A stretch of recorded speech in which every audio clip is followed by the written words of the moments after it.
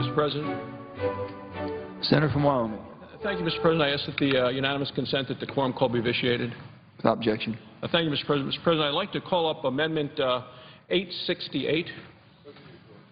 Clerk will report. The senator from Wyoming, Mr. Barrasso, for himself and others, proposes an amendment numbered 868. Mr. President, I ask reading the amendment be dispensed with. Without objection. Thank you, Mr. President. Mr. President, this amendment restricts expansion of federal authority, and it's a federal authority attempting to encompass all the wet areas of farms, of ranches, and suburban homes all across America. So this amendment is designed to restrict that expansion of federal authority. Specifically, the amendment eliminates this administration's guidance to implement this expansion of federal authority. Well, through proposed guidance, that's a key phrase there, guidance, federal agencies are preparing to expand the definition of waters of the United States. I think it would make sense. People would inherently understand what waters of the United States would be. But the federal government is preparing to expand the definition to include ditches, including dry areas, other dry areas where water happens to flow, and when it only flows even for a short duration after a rainfall. American people know that that shouldn't be considered as waters of the United States. Well, federal regulations have never defined ditches and other upland drainage features as waters of the United States. But this draft guidance coming out of Washington does do that. And it will have a huge impact on farmers, on ranchers, and small businesses that need to put a shovel in the ground to make a living. The EPA and the Army's Corps of Engineers guidance amounts to a federal user fee for farmers and ranchers to farm the very land that they own. Now, just as troubling as ignoring congressional intent, the guidance absolutely disregards the fundamental tenet embodied in two decisions of the United States Supreme Court. One is called the Swank decision, the other the Rapanis decision. And those are decisions that say that there are actual limits to federal jurisdiction. It's particularly troubling to me and to others around the country, and certainly at home in Wyoming, particularly troubling that the guidance allows the Army Corps of Engineers and the EPA to regulate waters now considered entirely under state jurisdiction. So as somebody who has served in the state legislature, talking to you, Mr. President, as someone who has served as a governor of a state, we know the key importance of state jurisdiction in making local decisions. So I would like to say, Mr. President, that this guidance would grant the Environmental Protection Agency and the U.S. Corps of Engineers virtually unlimited regulatory control over all wet areas within a state. In addition, if this guidance is allowed to go forward, the guidance that I'm attempting to protect the Americans from today, if this guidance is allowed to go forward, enormous resources are going to be needed to expand the Clean Water Act federal regulatory program, which could lead to longer permitting delays. And the delays today, Mr. President, are significant. Increased delays in securing permits are going to impede a host of economic activities in Wyoming as well as all of our other states. Commercial and residential real estate development, agriculture, electric transmission, transportation, and mining, these will all be affected. These are not sectors of our economy that we ever want to deliberately hurt, but we certainly would not want to vote for guidance that would harm these sectors while we are in economic times like these. So that's why, Mr. President, I come to the floor, come with my amendment, and will be urging a yes vote on this amendment 868 at the appropriate time, and continue with the rights and responsibilities with the states and the private landowners impacting the significant water which is the lifeblood of our states. So thank you very much, Mr. President. I yield the floor and note the absence of a quorum. Clerk will call the roll. Mr. Alexander.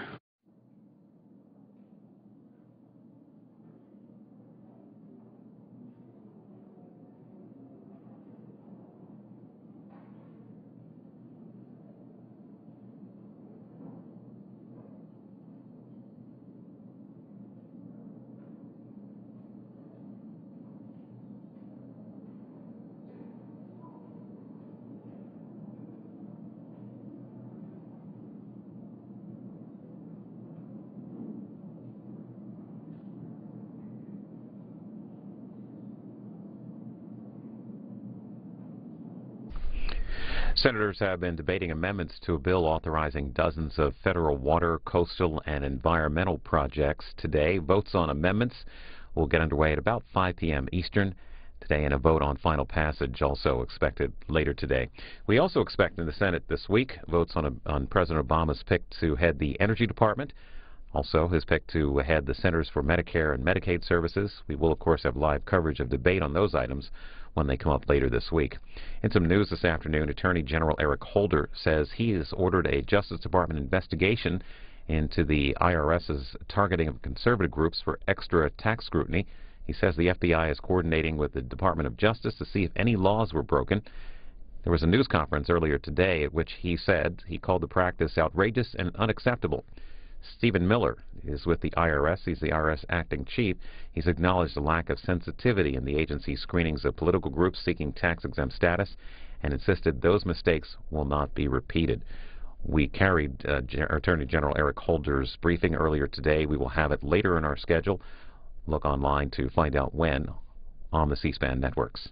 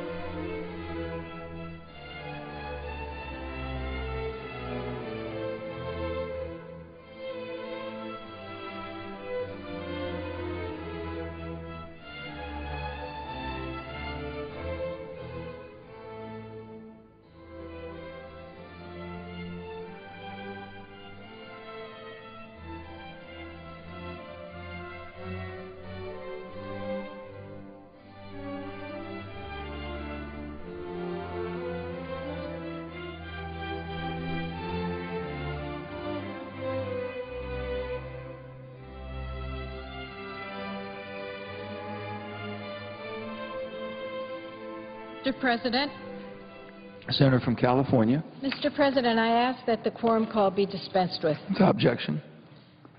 Mr. President, I rise now to speak in opposition to the Barrasso Amendment number 868 and explain why I feel that way.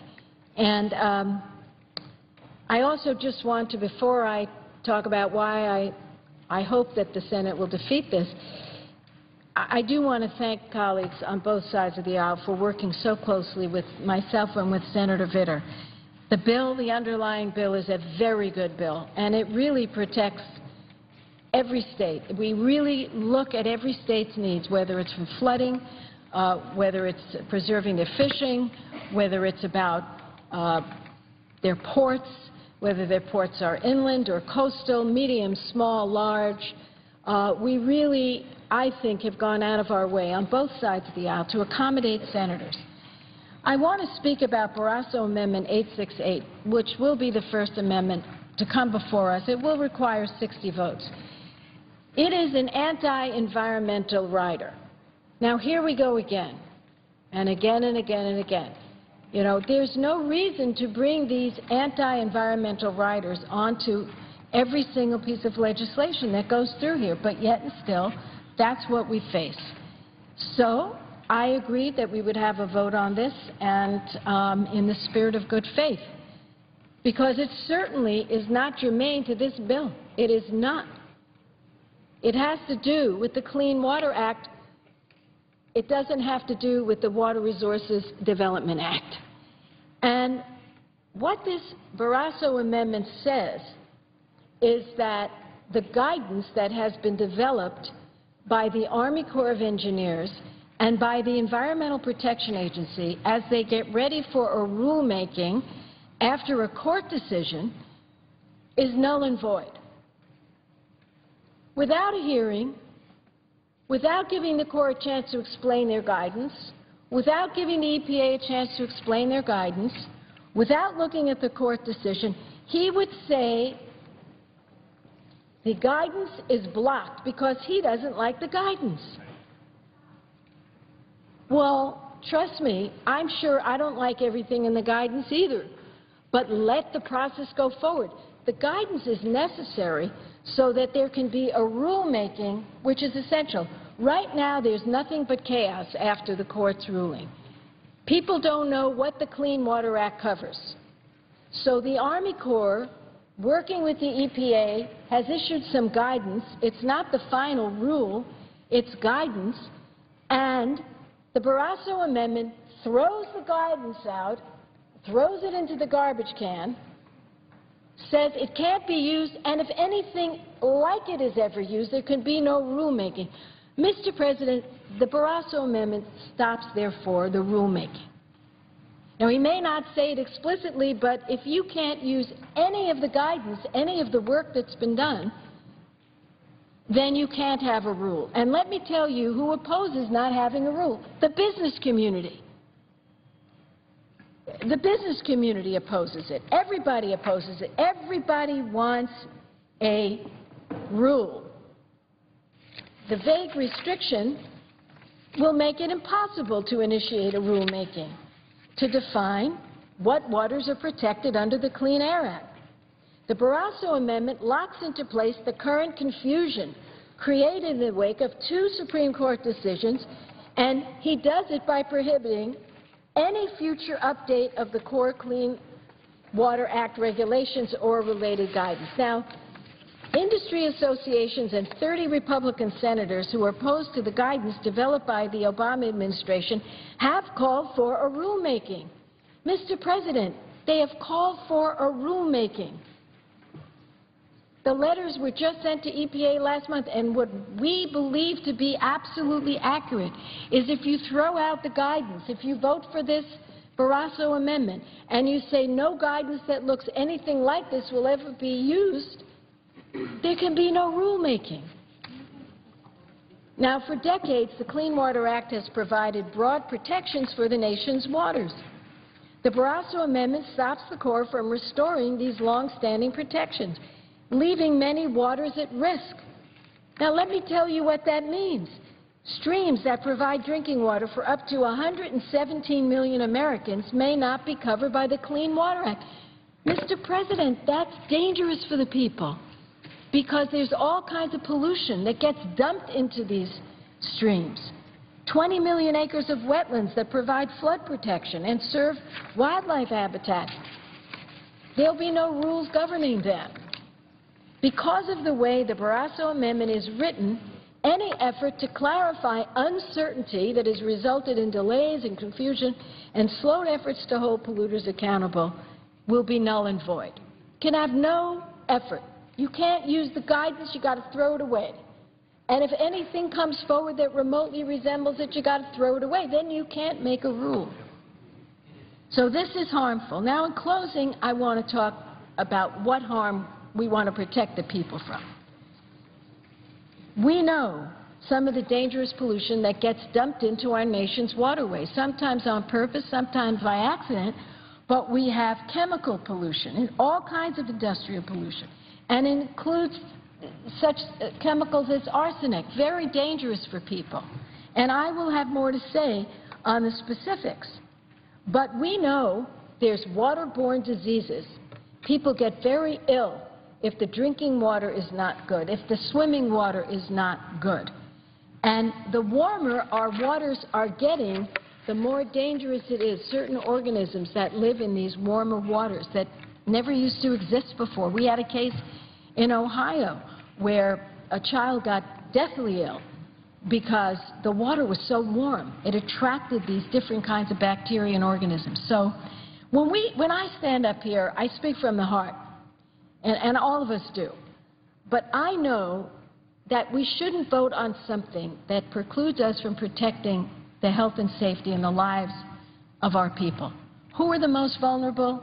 The children, the pregnant women, the elderly. My goodness, if we're here for any reason, it certainly would be do no harm to them.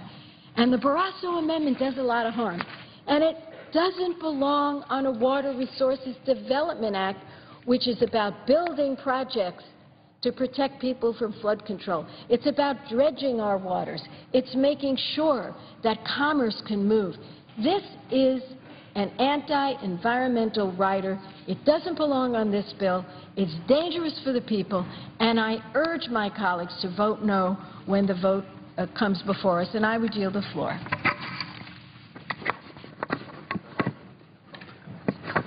Senator from Texas. From Vermont here, and I won't be long.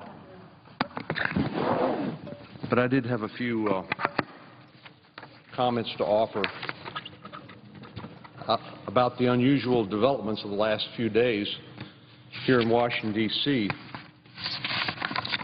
Back in 2011 and 2012, my office was contacted by some constituents who are active politically in organizations like the King Street Patriots, True the Vote, the Tea Party, particularly in Waco and San Antonio.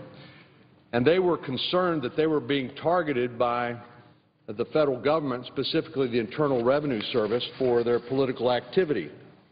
And they were concerned that the activities of the Internal Revenue Service seemed excessive, unreasonable, and improper. They feared the government officials were targeting them for doing nothing more than exercising their constitutional rights under the First Amendment of the United States Constitution. So I did what I think any senator would do, any member of Congress. I wrote a letter to the Internal Revenue Service, and I asked them, first of all, about any indication they had that this was the case. And Douglas Shulman, the Commissioner of the Internal Revenue Service, testified later before Congress and categorically denied that any type of targeting was in fact taking place. Well, last Friday we learned that my constituents were correct and the Internal Revenue Service was wrong. It turns out the Internal Revenue Service really was targeting American citizens for exercising their most fundamental rights. And even though the Internal Revenue Service did not acknowledge this until last Friday, the Associated Press has reported that senior agency officials learned about the abuses as early as June 2011, nearly 2 years ago. Let me be clear. These abuses are not simply inappropriate. They're a breach of faith with the American people, and they are potentially violations of our criminal law.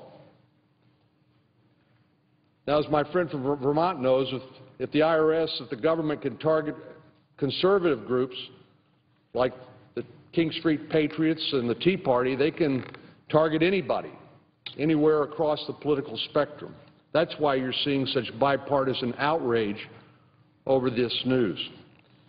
But not only was the IRS targeting Tea Party groups, they're targeting other people based on their advocacy of restoring the federal government to its basic constitutional framework. People concerned about government spending. Meanwhile, there's evidence that the IRS also, in some cases, targeted Jewish organizations as well. I would hope we would all, on a bipartisan basis, rise up and say this is unacceptable and it's immoral. It's the kind of behavior we associate not with the greatest democracy in the world, but with corrupt tin-pot dictators. President Obama has said, to his credit, that all guilty parties will be held fully accountable. Well, I wish I could take some comfort from the President's comments. Unfortunately, this administration has repeatedly stonewalled and misled U.S. officials investigating programs like the Fast and Furious gun-walking scandal and the 2012 attacks in Benghazi, Libya. The President of the United States got 4 Pinocchios today from the fact-checker in the Washington Post. That's got to be a first. So why should we expect the Internal Revenue Service investigation to be any different? Unfortunately, this administration has shown a tendency to put politics ahead of the rule of law too many times. For example, during the government-run Chrysler bankruptcy process, the company's secured bondholders received much less for their loans than did the United Auto Workers pension funds, a favorite of the Obama administration. As Solyndra was going bankrupt, the administration violated the law by making taxpayers subordinate to private lenders. So the taxpayers got gored first before private lenders were at risk. Last year, the administration made unconstitutional recess appointments to the National Labor Relations Board and to the Consumer Financial Protection Bureau. And last year, the administration illegally waived key requirements of the 1996 Welfare Reform Law. Finally, to help implement Obamacare, the IRS has announced that it will violate the text of the law and issue health insurance subsidies through federal exchanges, something Congress did not authorize. The law clearly states that these subsidies are not available to the federal exchange, but only to the state-based exchanges.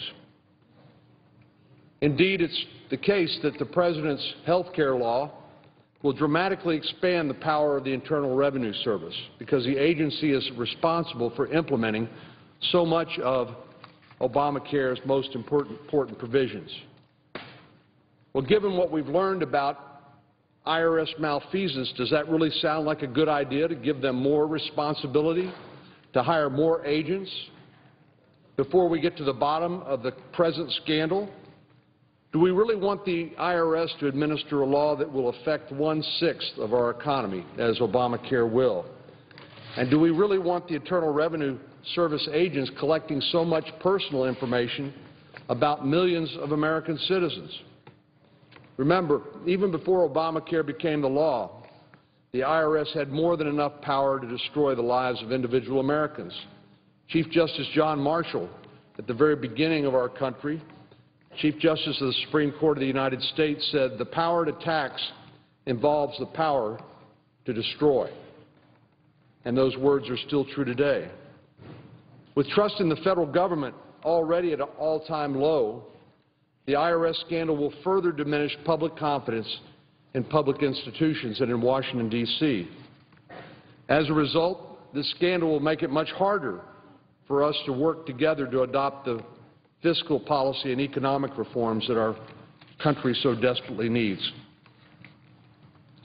When the IRS starts behaving like a rogue agent that considers itself above the law, we've entered truly dangerous territory.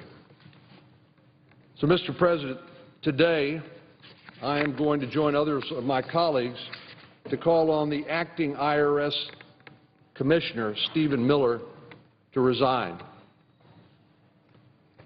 If it is true what currently appears to be true, that Mr. Miller willfully misled Congress when inquiries were made earlier about this sort of scandalous political activity, he should resign today.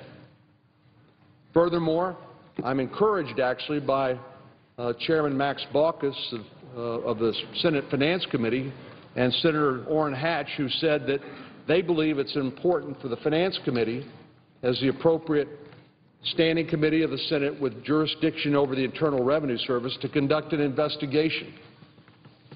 And I hope that the first witness they will call is the Treasury Secretary, Jack Lew, who's the boss of the IRS, or overseer of the IRS, Mr. Miller's direct reporting boss. I look forward to a thorough bipartisan investigation that will deliver justice to these government officials who betrayed the American people in such a shameful and egregious manner. Mr. President, I yield the floor.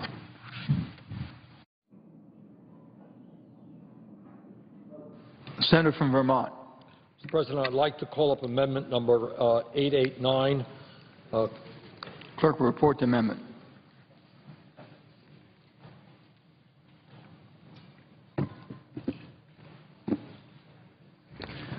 The senator from Vermont, Mr. Sanders for himself and Mr. Leahy, proposes an amendment numbered 889.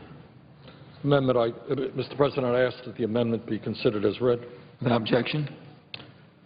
Mr. President, this amendment is co-sponsored by my colleague from Vermont, Senator Leahy. And what it does is it addresses a very serious problem facing the state of Vermont and I think potentially states all over the country.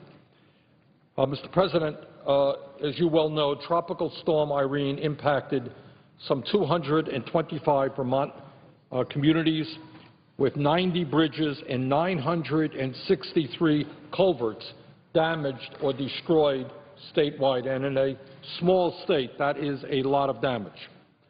Long before Irene, the Vermont State Legislature enacted stream alteration standards that prevent flood hazards, damage to fish and wildlife, and damage to adjacent property owners. These standards result in resilient infrastructure and are looked to as a model by other states. In other words, what the state legislature did appropriately is pass standards that would do the job, that would protect communities in times of floods and natural disasters. As we all know, FEMA compensates communities for the rebuilding of bridges and culverts damaged during large storms like Irene. But FEMA, and here is the main point, in many cases is insisting on overriding Vermont's stronger standards, requiring communities to build inferior projects that are unlikely to withstand the next major storm to hit the state. In other words, communities are standing there wanting to do the right thing. The state has promulgated regulations as to what these culverts and bridges should look like, and what FEMA is saying, we are not going to compensate you for doing the right thing. In other words, FEMA is insisting that local communities, in order to get reimbursed for these expenses or replacing damaged infrastructure, must build culverts and bridges to standards that have already failed and are likely to fail again. This is Vermont's problem today. It could be your state's problem tomorrow. The point here is we should not be rebuilding culverts and bridges in a way that will result in them failing once again when another flood or extreme weather disturbance takes place. That makes no sense at all. In Vermont, at least 39 bridge and culvert projects would benefit from this amendment, and half of these projects have not yet gone forward because of this dispute with FEMA. In other words, we have many communities in the state of Vermont that are not going forward, rebuilding the damaged culverts and bridges, waiting because of this ongoing dispute with FEMA. And again, today this is Vermont's problem. Tomorrow it could be West Virginia's or California's. It makes no sense to rebuild bridges and culverts in a way that has failed. You want to rebuild them in a way that will enable them to remain strong during the next flood or extreme weather disturbance. If another Hurricane Irene were to hit, those towns would be vulnerable to severe damage yet again. In other words, they're sitting in limbo. They don't have the money to do the job that they want to see done, and they're not getting help from FEMA. In fact, communities in states across the country that adopt more resilient standards for infrastructure replacement would benefit from this amendment. So today it impacts Vermont. Tomorrow it could impact any state in this country. Local communities and states have a better sense of the kind of standards that are required for bridges and culverts than FEMA, and they should be allowed to go forward with those standards and be compensated by FEMA. FEMA's current practice throws good money after bad by preventing states and local communities from rebuilding with more resilient, better designed infrastructure after devastating storms. The amendment that Senator Leahy and I are offering will save taxpayers money, will save lives, and better protect communities from future natural disasters and extreme weather disturbances. In short, the Sanders-Leahy Flood Resilience Amendment requires FEMA to recognize state standards when providing federal reimbursements for bridge and culvert replacements after natural disasters, supports communities that want to rebuild more resilient infrastructure after natural disasters, harmonizes the approaches of the Army Corps of Engineers and FEMA, stops throwing good money after bad, saves taxpayers at the local, state, and federal level by making smarter investments in more durable infrastructure. And with that, Mr. President, I would ask my colleagues to support this amendment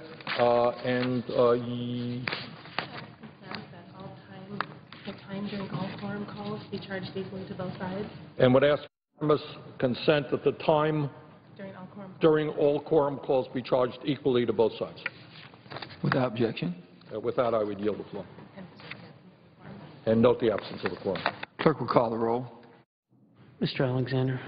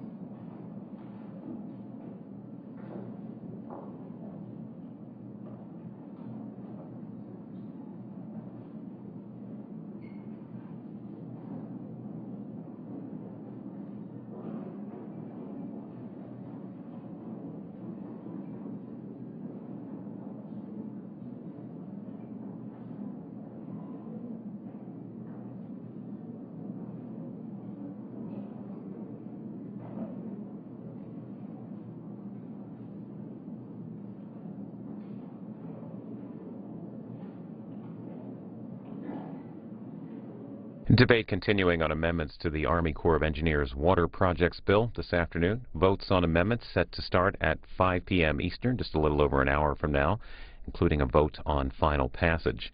Earlier today, the Senate Commerce Committee on Video Distribution met to discuss a bill proposed by Senator John McCain that would require cable companies to provide a la carte subscriptions so that people would only pay for channels that they actually watch.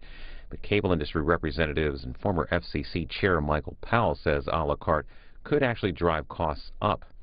Both of them testified at a hearing today by the Senate Commerce Subcommittee on Communications. Here are remarks from the bill's sponsor, Senator McCain, from earlier today, followed by cable representative Michael Powell.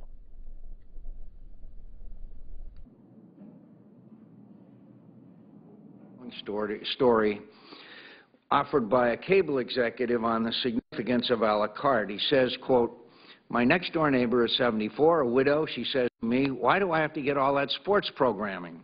She has no idea that in the course of the year, just for ESPN and ESPN2, she's sending a check to Disney for about $70, even though she doesn't watch it. She would be apoplectic if she knew. Particularly today's challenging economy, $70 is a amount of money for a lot of Americans. I'm a sports fanatic, and I love ESPN. I stay awake many nights watching games back in Arizona with a horrible 3-hour time change. And while I'd never go without ESPN, the fact is that the majority of TV consumers have no interest in sports programming and shouldn't be forced to purchase it. Many of these Americans are beginning to realize that included in their cable bill is a charge of about $10 a month just to carry sports programming like ESPN, which costs nearly $5 a month, far more expensive than any other cable, and even less popular channels like regional sports networks, which can be almost as expensive. Also, we address bundling, was when individual channels are tied together by a television programmer and sold to a pay TV company in packages. Once again, do consumers actually want bundles? The answer is obviously no. According to Nielsen statistics, in 1995, the average cable household was sold 41 channels and tuned into by 11.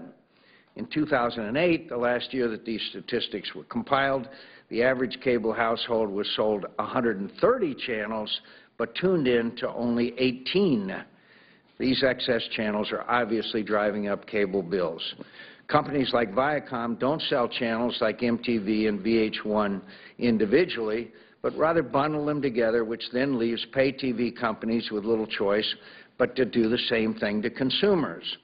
This bill says if you bundle your programming on the wholesale level, then you must unbundle, that is, distribute your programming a la carte too.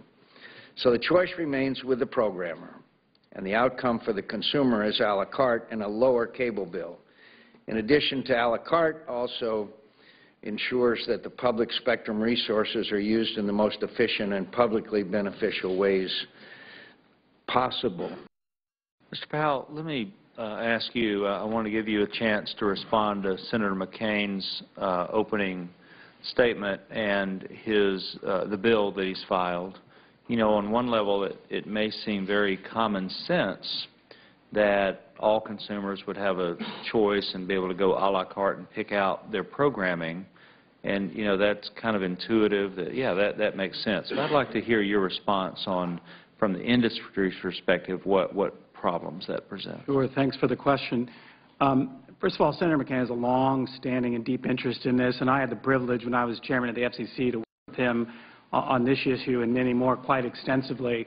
As you point out, Mr. Chairman, the objective seems entirely reasonable and noble and quite intuitively right, that somehow if you bought less, you would pay less.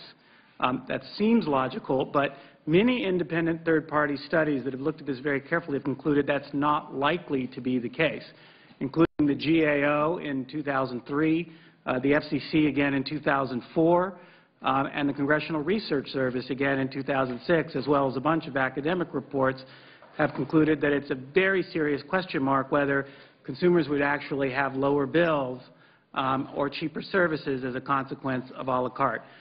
The reasons are relatively clear when you think about it for a moment. If you take a channel that's accustomed to a large audience size and allocating its services across a big base and the advertising revenue and subscription revenue that go with it, and have it sold directly to the consumer a la carte, a couple of things happen. One, their audience size has shrunk dramatically. And so to make up for the revenue loss associated with advertising and their revenue base, they're very... in bringing forward the Water Resources Development Act, the water legislation. This truly has been a bipartisan effort to bring forward an extremely important bill for our economy, for jobs, for infrastructure, for competitiveness. I can speak for the citizens of Maryland how important this legislation is to the economic life of our state, maintaining the shipping channels that are critical to the ports in our state, the Port of Baltimore. This legislation will provide the wherewithal for Maryland and our nation to remain competitive. And in this environment, it's not easy to get a major bill to the finish line. And it looks like, as a result of the work done by the chairman and the ranking Republican member, we're on the verge of being able to move this bill forward. I know we're going to have a few votes in a few moments, and I wanted to take this time to urge my colleagues to reject the Barrasso amendment that would deny the regulation of a lot of the waterways in our country. For 40 years, the Clean Water Act dramatically improved the health of a generation of Americans. Without this law, which for decades have protected rivers, streams, wetlands, lakes, and coastal waterways from toxic pollution, all of our nation's waters would be less safe to swim in, to fish in, and to especially drink. Mr. President, we're talking about the health of the people of this country, the Clean Water Act. We're talking about the health of our streams, of which people live next to. We're talking about families depending upon clean, safe water when they turn their tap on so they can have water to give their family. We're talking about our environment. You know, I'm pretty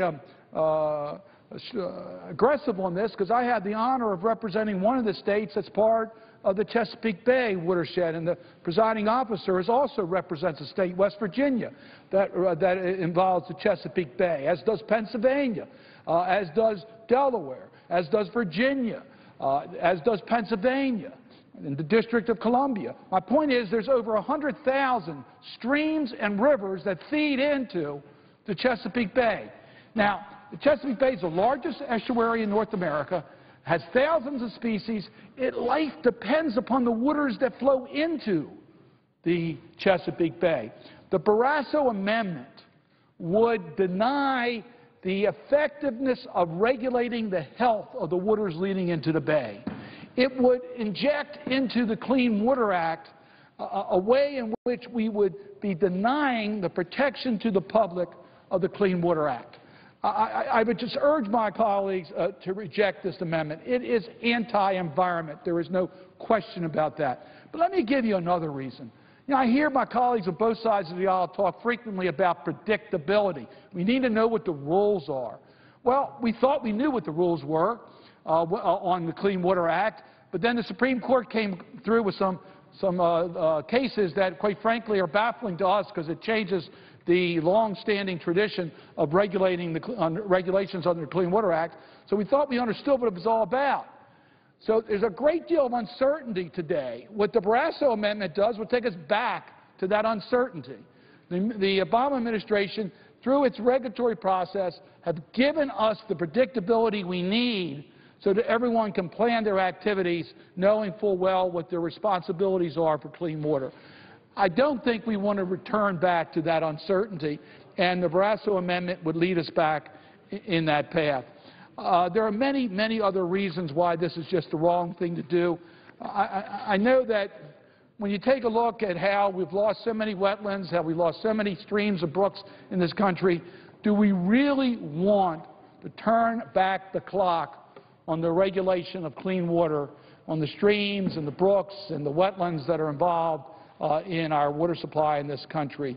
It's because of the protections of the Clean Water Act that we know that we're going to have a safe supply of drinking water in this country. It's because of the Clean Water Act that we know that we can go to our beaches this summer, enjoy the recreation activities along the water. And the Barrasso Amendment would take us to a point where we really could lose the effectiveness of the Clean Water Act in protecting the public health of the people of this nation. We have a good bill before us. It's well-balanced. I do, again, applaud the chairman and ranking member. There are provisions in this bill, quite frankly, that I would like to see written in a different way. But it was done with full bipartisan cooperation. And the Barrasso amendment should be rejected by this body, and I urge my colleagues to reject the amendment. And with that, Mr. President, I would suggest the absence of quorum. Clerk will call the roll. Mr. Alexander.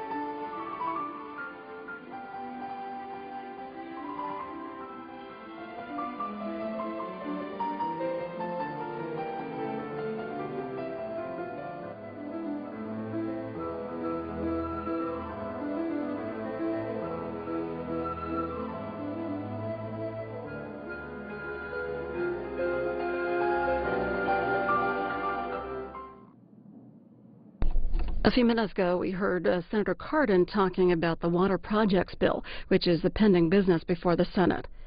Some of our live coverage coming up this week. Attorney General Eric Holder will testify on Capitol Hill tomorrow at a Justice Department oversight hearing. House Judiciary Committee Chairman Bob Goodlatte, as well as other members, are expected to ask the Attorney General about his department's seizure of the Associated Press's phone records. We'll have that live on C-SPAN 3, scheduled to start at 1 p.m. Eastern.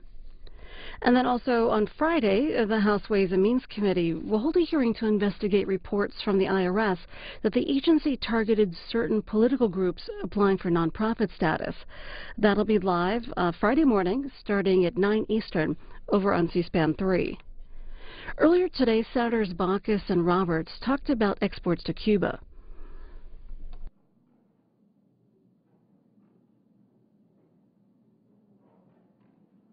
With respect to cash sales of agricultural products to Cuba,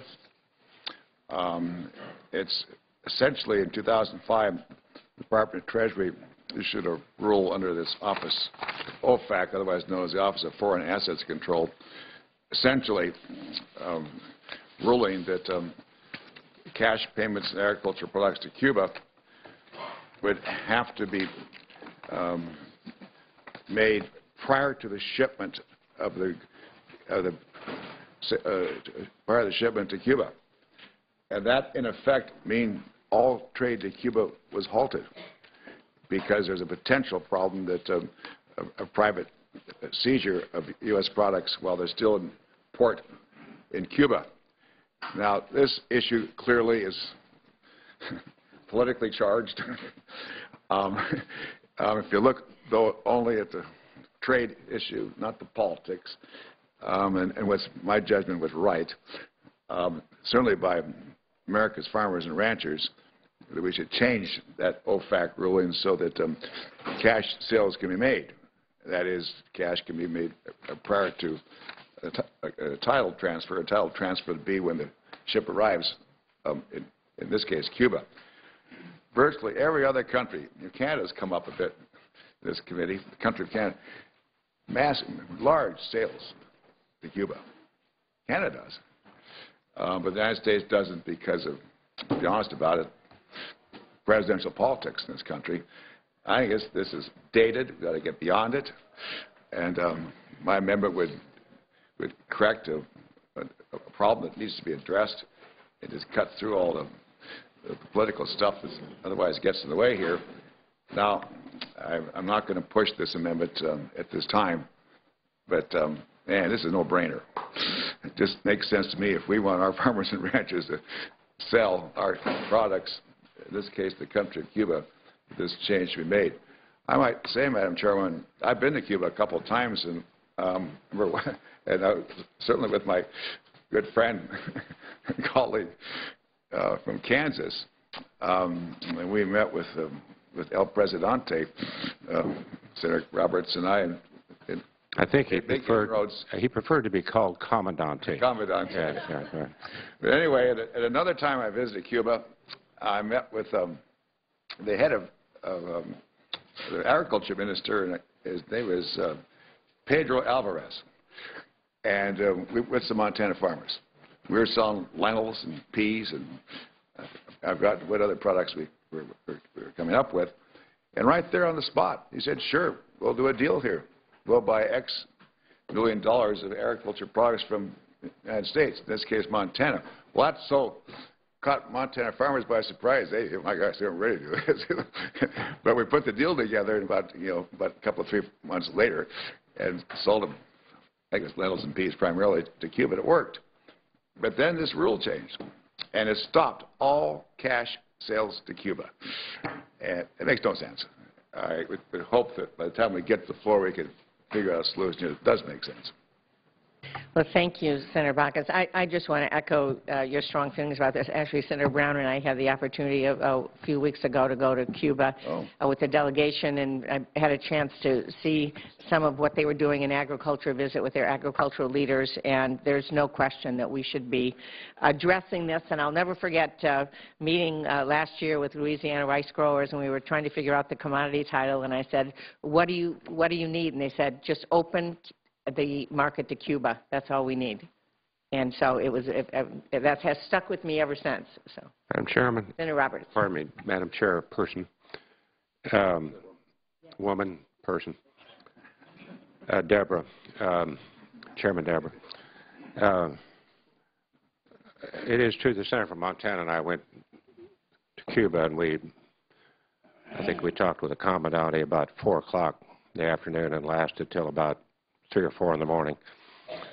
And we learned about the world according to Castro. But we've been working on this for some time.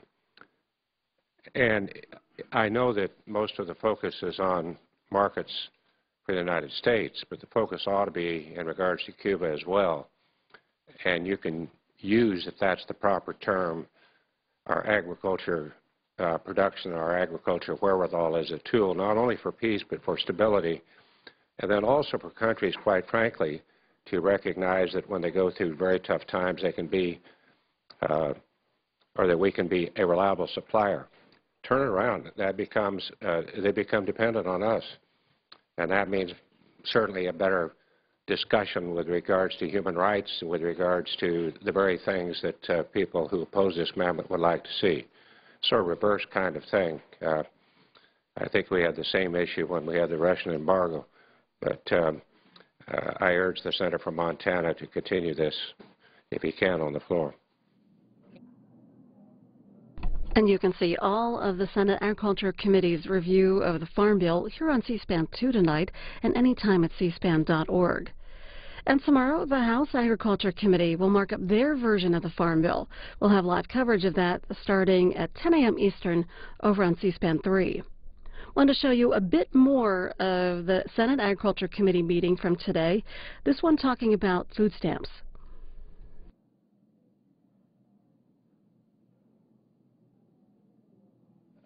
The First Amendment, this would be Thune number 4. This has to do with the SNAP education program, which is voluntary and requires a state resource match as well as an approved budget and implementation plan. And the discussion about the SNAP program this morning is centered around, cuts to that program and who that might impact. This doesn't impact any beneficiary. This is basically the program that's used to educate people. And if you look at where those dollars go today, you've got some serious inequities in the way that the money is distributed. In fact, it seems a little unfair that 54% of these resources are going to 4 states. Now, just as a case in point, Texas has more SNAP enrollees than California, and it's only receiving 1.3% of these funds, where California gets 31.4%. It doesn't seem like it would take that much more to educate people in California than it does in the state of Texas. This doesn't end the program, which some of the previous proposals have attempted to do, but instead ensures that resources are spent more equitably. And basically what it does is it provides for a $5 per person number that would be allowed for per enrolled individual to be used for education, and that's indexed annually for inflation.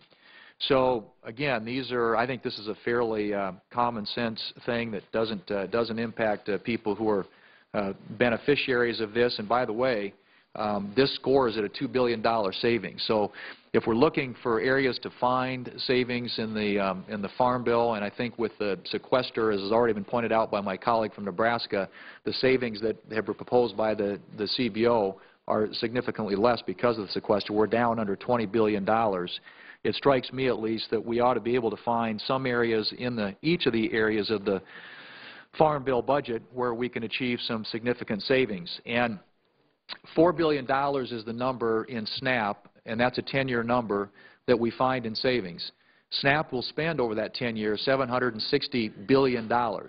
So we're talking about 0.5%. Fees on the Missouri River states. Joining me in this bipartisan legislation, Senator John Thune, South Dakota, Senator Heidi Heitkamp of North Dakota, Senator Max Baucus of Montana, and also Senator Tim Johnson of